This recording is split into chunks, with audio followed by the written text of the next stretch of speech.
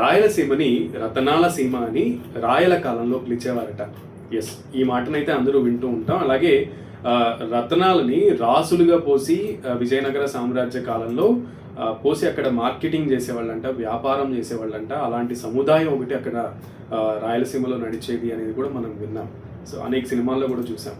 వాస్తవానికి ఈ ఉపోద్ఘాతం అంతా ఎందుకు చెప్తున్నారంటే, తొలకరి చినుకులు పడగానే ఆంధ్రప్రదేశ్లో కొన్ని ప్రాంతాల్లో, ముఖ్యంగా రాయలసీమలో ఉన్నటువంటి అనంతపురంలో ఉన్నటువంటి వజ్రకరూరు, అలాగే కర్నూలులో ఉన్నటువంటి చొన్నగిరి, ఈ రెండు ప్రాంతాల్లో కూడా పొలాల్లో ప్రజలందరూ కూడా నేల మీద కూర్చుని ఏదో అన్వేషిస్తూ కూడా కనబడుతూ ఉంటారు.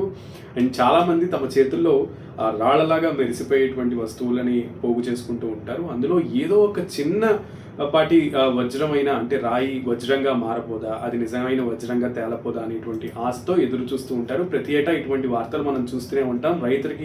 రైతుకి దొరికిన జాక్పాట్, లేదా రైతుకి దక్కిన అదృష్టం, లేదా అదృష్టం వరించిన రైతు అని కూడా ఇలాంటి నేమ్ లైన్స్తో, చాలా థంబ్నైల్స్తో చాలా స్టోరీస్ చూస్తూ ఉంటాం. సో ఎస్, వజ్రపు వేట రాయలసీమలో మొదలైపోయిందనమాట. సో ఈసారి కూడా అటువంటి రైతు తాను కాకపోతానా, ఆ అదృష్టం తనకి వరించకపోతుందా అని రైతులందరూ కూడా పొలాల బాట పట్టారు. ఈ రెండు ఊర్లలో కూడా రాయలసీమలో ముఖ్యంగా వజ్రాల వేట కొనసాగుతోంది అట్ ప్రెసెంట్. బికాస్ ఆఫ్ తొలకరి చినుకులు పడగానే కూడా అక్కడ వజ్రాలు పైకి తేలతాయి, లేదా పైన మెరుస్తూ ఉంటాయి అని అందరూ కూడా ఎప్పటి నుంచో చెప్తున్నటువంటి విధంగానే ఇప్పుడు కూడా ప్రజలు ఆ ప్రాంతాల్లో రతనాల వేట కోసం, వజ్రపు వేట కోసం ఆ రెండు ప్రాంతాల్లో కూడా ఇప్పుడు ప్రజలందరూ పొలాల బాట పట్టినటువంటి పరిస్థితి ఉంది.